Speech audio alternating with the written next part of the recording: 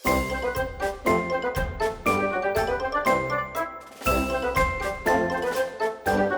Sobat Simfoni, kembali lagi bareng aku Bija di Podcast Ngomel. Hari ini aku gak sendirian nih, karena aku ditemenin sama sahabat-sahabat keren nih. Ada siapa di sini? Quina dan Mbak. Ada ibu ya, ibu dari SMA Negeri 1 Surakarta. Oke, SMA Negeri 1 Surakarta ini udah bergabung di Sekolah Adi Pangastuti dari tahun 2019, 2020, dan sekarang di 2023. Oke, kita ngobrol hari ini dengan tema I'm Gen Z, I'm a Thug.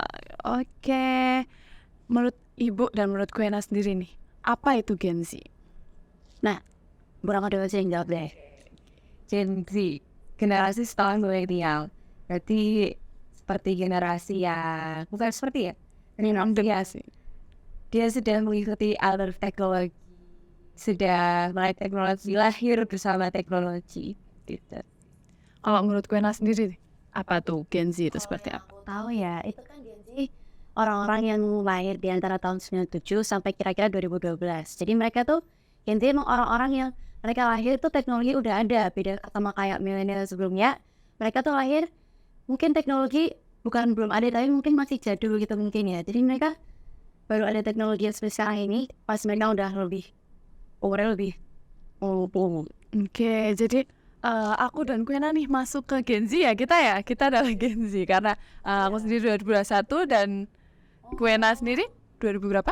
Oh 2007, kita itu Gen Z guys. Oke, terus menurut Ibu dan menurut Quena nih apa yang membedakan antara Gen Z dengan Gen sebelumnya? Kenapa disebut Gen Z gitu? Jadi apa yang membedakannya Bu? yang pasti mereka cepat dengan cepat dapat informasi, melek teknologi, kemudian informasi semuanya masuk, sosial media, internet, semua itu semua yang mungkin di generasi sebelumnya kayak wah gitu, tapi ya, Tiba-tiba gitu. biasanya udah biasa aja bisa lahir sama teknologi Jadi dia lahir tuh langsung udah melek kayak ini apa ini tahu gitu ya. Instagram, TikTok ya. Dari kecil udah dikenalkan dengan konten-konten seperti itu. Kalau menurut Quena sendiri nih, Yang menjadi pembeda yaitu yang tadi seperti aku bilang tadi sebelumnya itu kan kita udah tahu teknologi sejak kita kecil gitu kan. Jadi secara otomatis pengetahuan kita tentang teknologi pasti lebih cepat nangkapnya, atau kayak kita dari umur sejak kecil gitu mereka kita tuh udah tahu gitu. Ini tuh cara memfungsikan pakai itu gimana mungkin, atau anak SD pun juga udah bisa pakai Zoom gitu-gitu. Ya seperti itu sih. karena lingkungan, kondisi membuat kita tuh lebih melek gitu ya. Iya. Iya, kan tadi kan temanya I'm Gen Z, I'm Thug. Saya Gen Z, saya tangguh lah. Menurut Quena dan menurut Ibu sendiri, ciri khas yang paling menonjol dari Gen Z itu apa? Yang menurut aku sih kayak bagaimana kita mengoperasikan teknologi ya. Jadi misalnya kayak aku sebagai Gen Z ya, misalnya kalau mungkin generasi sebelumnya mereka menggunakan teknologi yang ada sekarang itu untuk misalnya lebih ke hal-hal yang penting-penting aja, kayak misalnya eyangku ya contohnya. Beliau tuh menggunakan HP apa ya, cuma WA yang penting-penting aja. Searching kayaknya enggak deh, kalau buat asik-asik ya enggak juga. Jadi beliau tuh kalau mencari kesenangan itu ya nggak di HP, tidak seperti kita kan ya. Kita tuh kan kayak serba HP, sangat tergantung dengan gadget semua. Itu yang paling membedakan. Berarti ketergantungan dengan teknologi itu sangat tinggi ya di Gen Z. Kayak apa sedikit hidupnya tuh HP. Kemana tuh kok nggak bisa pisah sama HP 5 menit nggak bisa. Iya, karena di HP bisa mengakses semuanya. Iya. Cashless ya Bu sekarang ya Bu ya. Kalau menurut Ibu sendiri gimana nih? Sebagai guru di SMA Negeri 1, apa yang menonjol dari anak-anak Gen Z sekarang? Kalau tadi kan kita udah bahas tentang teknologinya. Kalau untuk anak-anaknya sendiri, saya lihat Gen Z itu lebih melek informasi. Kemudian cara berpikirnya mereka sangat berbeda dengan zaman-zaman saya dulu. Mungkin zaman saya politik, ekonomi itu kayak hal yang tabu. Baru saya mainnya drakor, main Kayak itu pembahasan orang dewasa gitu ya Bu ya.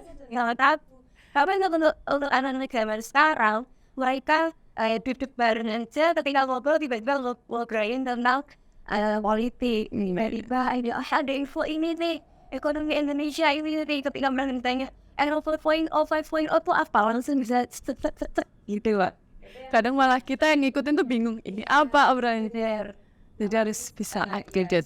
Di kelas gitu, saya guru bahasa Indonesia ya, pasti pertama tuh kayak siswa hari ini sudah membaca apa gitu. Kalau sebagai guru saya belum membaca dulu atau belum tahu apa yang lagi happening akhir-akhir ini, akan saya oh ada ini tahu, oh ada ini tahu. Jadi harus benar-benar sama-sama siswa mengikuti juga. Harus lebih up to date ya Bu, biar nggak ketinggalan dari siswa-siswanya. Apalagi SMA Negeri 1 tuh anak-anaknya terkenal yang aduh pola pikirnya tuh Masya Allah sekali seperti itu. Kalau kita dengar nih ada generasi strawberry, tadi generasi Z, sekarang generasi strawberry. Menurut Ibu sendiri, mengapa generasi Z itu disebut dengan generasi strawberry? Oke, generasi Z, generasi strawberry. Buah ya Bu ya, strawberry kalau kita tahu. Kan, generasi Z itu generasi strawberry nih gitu. Mungkin itu adalah anggapan yang diucapkan sama generasi-generasi sebelumnya gitu. Karena generasi sebelumnya merasa bahwa aku disuruh ini, disuruh itu oke-oke aja. Kalau sekarang tuh disuruh ini dikit kayak kebetulan saya tuh capek. Tadi ya itu nggak bisa lagi. Udah putus asa. Capek nih gitu ya Bu ya. Terus nih disuruh dikit, kalau urusan dikit, itu mungkin yang bisa digambarkan dari Buah strawberry. iya buah strawberry yang dia tempat hidupnya sih dia inferior Gitu ya. nggak bisa nih lama-lama di luar dia nanti mau kerut dan lain sebagainya. Harus ada di zona yang khusus buat dia gitu ya. Oke, buat gue nih, kenapa strawberry? Kenapa nggak buah-buah lain? Menurutmu kenapa itu? Kenapa Gen Z Strawberry disebutnya? kan emang kayak buah yang dia tuh cuma bisa hidup di musim tempat tertentu, kayak cuma bisa tumbuh pas musim tertentu. Dan gimana ya, gampang ngekerut gitu loh. Kalau terlalu panas dia jadi lembek atau gimana. Jadi ya satu kata untuk menjelaskan itu ya lembek lah istilahnya. Kayak saya juga merasakan tadi seperti yang Bu Rama bilang, aku juga merasakan itu kayak besok misalnya kan ada guru ngomong hari ini kita UK ya mendadak ngomong belum apa kita belum bisa Pak. Jadi pasti lu gak mungkin kayak oh ya jadiin aja. Pasti ada orang yang seperti itu termasuk saya sih. Ya. Jadi kalau kayak apa ya ini sambat gitu kayak gitu. Pokoknya sambat dulu deh. Ya sambat dulu pokoknya. Kalau nggak ada di zona nyamannya mereka tuh kayak aduh males banget gitu. Oke, terus gimana nih tantangan generasi Z di zaman modern sekarang? Siapa dulu nih mau jawab nih? Di saat gitu banyaknya arus informasi yang ada di internet gitu kan, informasi ini itu banyak banget, gimana tantangannya untuk generasi Z itu seperti apa sih Bu? Tantangannya adalah siswa itu jadi harus lebih bisa mengolah informasi yang dia dapatkan. Karena kalau tidak nanti akhirnya jadi hoax atau nanti informasi yang sampai itu kayak oh ternyata ini tidak seperti ini. Itu tantangan sekali sih, apalagi siswa sekarang juga apa ya, kalau bahasa kita guru-guru tuh lebih pintar jauh ya. Iya, kritis ya Bu ya. Sampai kita disuruh ini nih atau diberitahu ini dijawab terus kan ya. Oh ini katanya ini enggak, oh katanya ini seperti ini jadi semua dari itu keluar. Gitu. Jadi tantangannya adalah bagaimana mereka menerima informasi, menerima banyak hal pengetahuan yang mereka dapatkan itu untuk dijadikan output lagi. Jadi mereka harus bisa menyaring, harus bisa mencerna, itu yang jadi apa ya PR besar. Iya, selain PR besar tuh PR untuk gurunya ya Bu ya. Guru orang tua di rumah tuh harus bisa banget memberikan solusi untuk tantangannya itu seperti. Kalau menurut Kuena gimana nih? Ya kalau menurut aku beberapa bener sih, kan kayak banyak berita yang beredar saking banyaknya kadang-kadang kan ada orang yang misalkan dia itu menyebarkan hoax dan kalau kita kekurangan literasi atau misalnya kurang berpikir kritis kita bisa aja terpengaruhi oleh itu. Dan karena kita kan emang kayak sebagai Gen Z kan pasti kita juga sangat bergantung dengan teman, jadi kita juga pasti kayak cerita dari teman tahu nggak gini dan kadang bisa aja kita menyebarkan berita yang salah menyebar ke banyak orang gitu kan. Terus gimana ya, kalau kita ketinggalan informasi menurut aku bahaya banget sih jujur. Kayak kan saking banyak informasi kadang-kadang kayak wah pusing banget gitu, apalagi kan masih sekolah juga. Nah tapi kalau ketinggalan informasi juga bisa aja bahaya gitu kan. Kita jadi kalau nggak up to date kita kan bisa aja kayak gimana ya, Apa nih hari ini beritanya gitu? jadi nggak tahu tentang dunia sekitar. Menurut aku itu bisa aja itu bahaya banget menurut aku. Jadi kita tuh harus setiap hari tuh tahu gitu ya, apa kabar nih dunia hari ini, Indonesia khususnya apalagi kota Surakarta ada apa-apa itu harus bisa. Ya, menit mungkin udah Iya. berganti ya Udah detik aja udah trendingnya apa nih hari ini seperti itu. Kalau menurut Kuena sendiri, gimana nih cara kita mensiasati atau solusi dari tantangan tersebut gimana? Menurut aku sih kayak kita tuh yang solusi dari apa yang aku bilang tadi, yaitu kita harus meningkatkan literasi ya. Jadi kayak jangan kayak cepat-cepat percaya apa yang ada di media sosial. Kayak meskipun itu yang ngomong misalnya influencer terkenal atau gimana, kita tuh jangan terpengaruhi dari itu, tapi kita juga harus mengolah informasi itu dulu. Jadi dia kayak berpikir sebelum melakukan, apalagi memberitahu orang lain gitu kan. Nah jadi menurut aku critical thinking itu sangat penting sih dan harus selalu up to date juga. Oke, kalau menurut Ibu menghadapi tantangan nih, ada nggak nih kaitannya dengan nilai-nilai hasta laku dari sekolah Hadi Pangastuti sendiri? Itu sudah pasti ya, karena yang ada yang namanya nilai hasta aku itu pasti sudah melewati riset, kebutuhan anak-anak itu seperti apa, kebutuhan dia di lingkungannya seperti apa gitu, dan itulah yang diperlukan oleh anak-anak. Salah satunya adalah membawa diri. Bagaimana cara membawa diri itu ya nilai-nilai yang ada di dalam hafalanku itu, ada 8 nilai itu. Ketika siswa sudah bisa menerapkannya satu persatu, dia sudah bisa membawa dirinya di lingkungan. Mungkin nilai-nilai hasta laku apa nih Bu yang bisa diterapkan untuk menghadapi tantangan itu sendiri? Salah satunya adalah nilai untuk memahami Ewah pakewah atau pangerten ya? pengertian. Karena mungkin di era sekarang ini ya, era Gen Z itu era dimana mungkin ada individualistiknya juga gitu. Tapi ketika kita sudah menerapkan itu tadi, pengertian tadi, memahami orang lain, betul iya, bisa tahu nih orang lain tuh kayak seperti apa, bukan kepo ya, tapi kita bisa aware terhadap lingkungan sekitar kita. Dari situ orang lain pun juga merasa bahwa oh orang ini menghargai aku loh, orang ini memahamiku loh gitu. Karena sekarang itu yang diperlukan adalah Dihargai, iya. dihargai seperti itu. Mereka butuh validasi itu ya Bu. Validasi. Kalau menurut Kuena nih, nilai-nilai hasta laku yang paling kental menghadapi tantangan Gen Z? Ya menurut aku sih sama seperti Ibu Rama ya, salah satunya pengertian. Nah pengertian itu nggak cuma sama orang-orang, tapi dengan segala hal yang ada di sekitar kita. Jadi kita tuh harus peka dengan apa yang ada di sekitar kita gitu kan.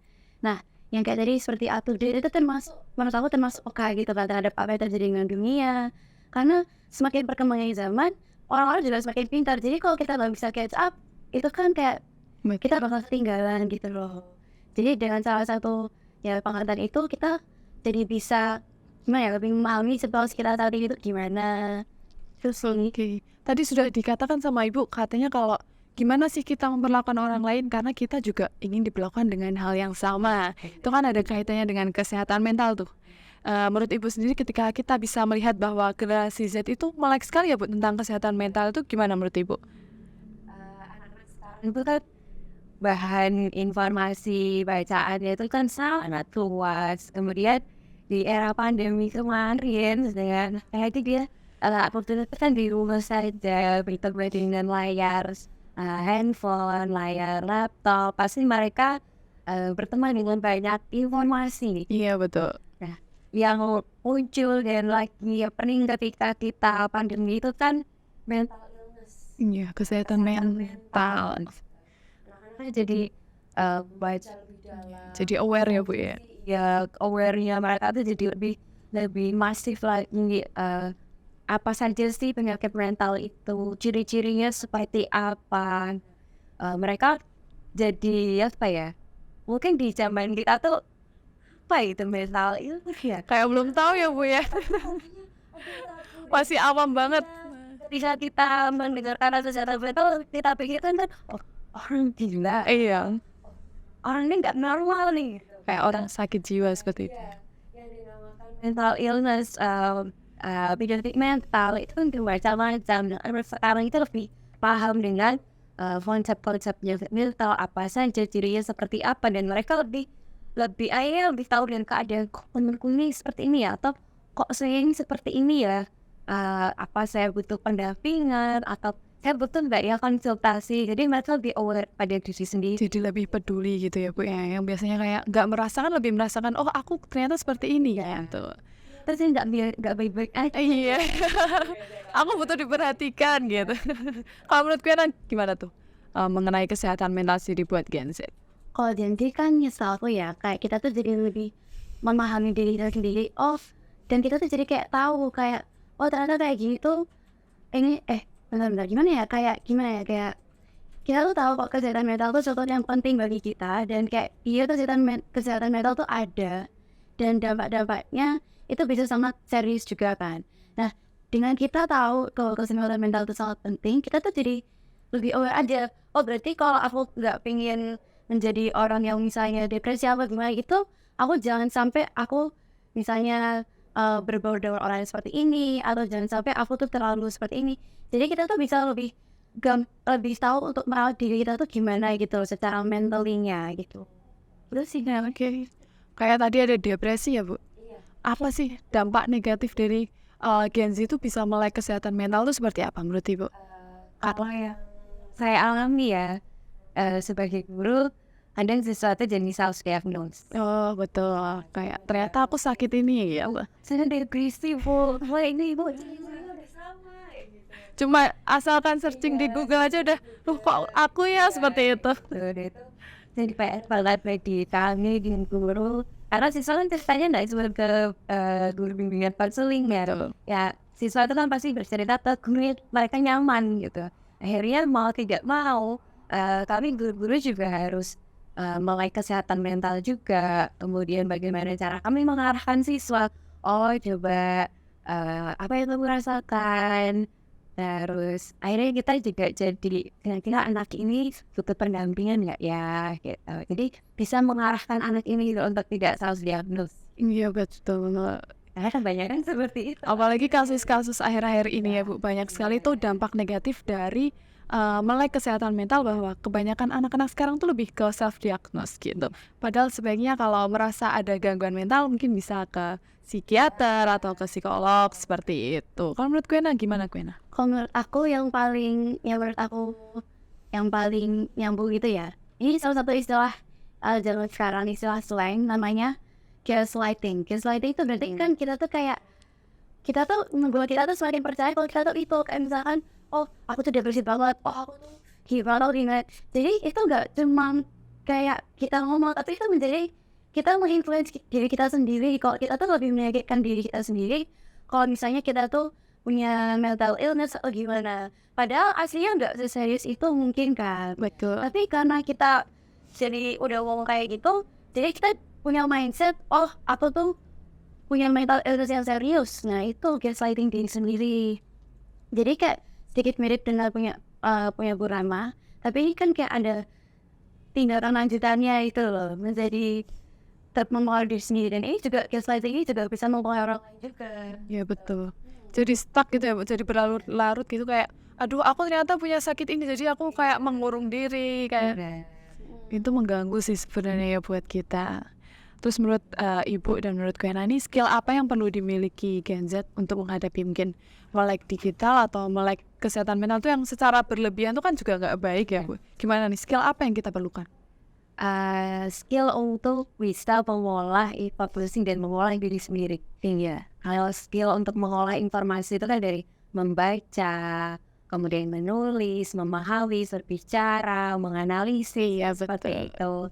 Kemudian skill untuk mengolah lagi emosi, perasaan, kemudian bagaimana kita bisa ketika kita mendapat suatu hal yang tidak sesuai dengan apa yang kita inginkan, sekitar walaupun tidak semua langsung bisa ya, kita belajar untuk meredam itu, mencari problem solvingnya pelan-pelan, bahwa itu tidak bisa selesai dengan kayak langsung selesai gitu.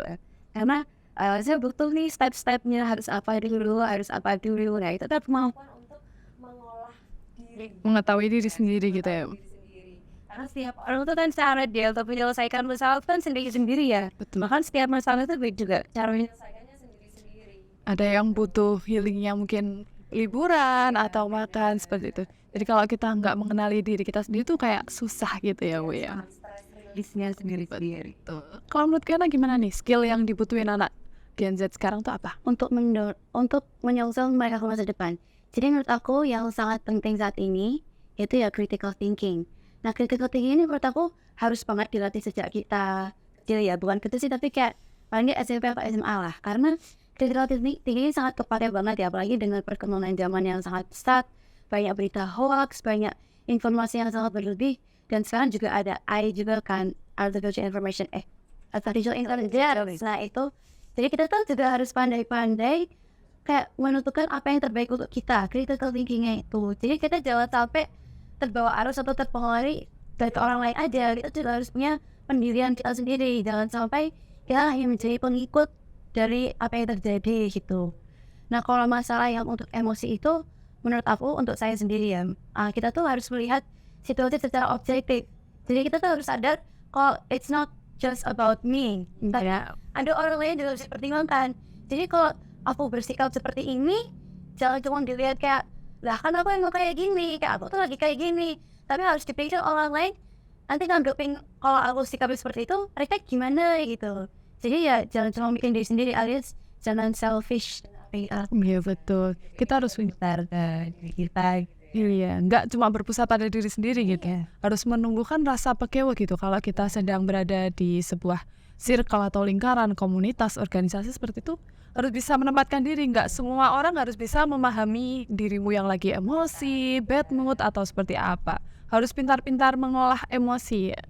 Oke, keren banget. Oke, selain itu sudah tadi udah dijelaskan skill nih. Menurut Ibu sendiri, seberapa berpengaruh tuh support system buat anak Gen Z sekarang?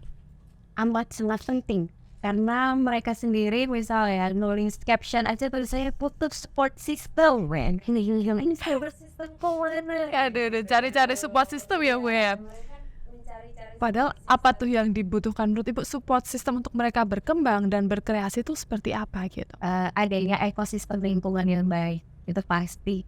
Ekosistem lingkungan tuh maksudnya tidak hanya dari sekolah sendiri atau dari keluarga sendiri, tapi keduanya. Bahkan ada hal-hal lain mungkin di teman permainannya atau bahasanya sekarang circle-nya, lingkungan tempat tinggalnya, keluarganya, sekolahnya itu amat sangat berpengaruh.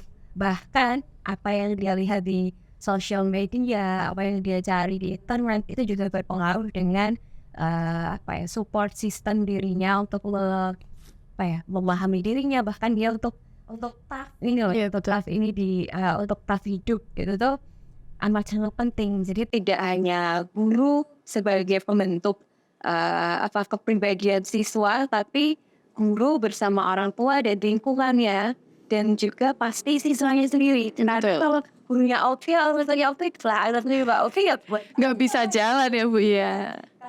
ini yang diurusin aja anaknya ini nggak mau ya, gimana caranya kita mau sesuai dengan apa yang menjadi goals kita kayak gitu. Jadi tetap support system itu di semua ekosistem yang sama, dari siswanya sendiri atau anaknya sendiri, dari orang tua, kemudian sekolah, lingkungan pertemanan atau circle-nya, dan lingkungan dia bermain, lingkungan tempat tinggal, itu tidak Harus balance gitu ya Bu.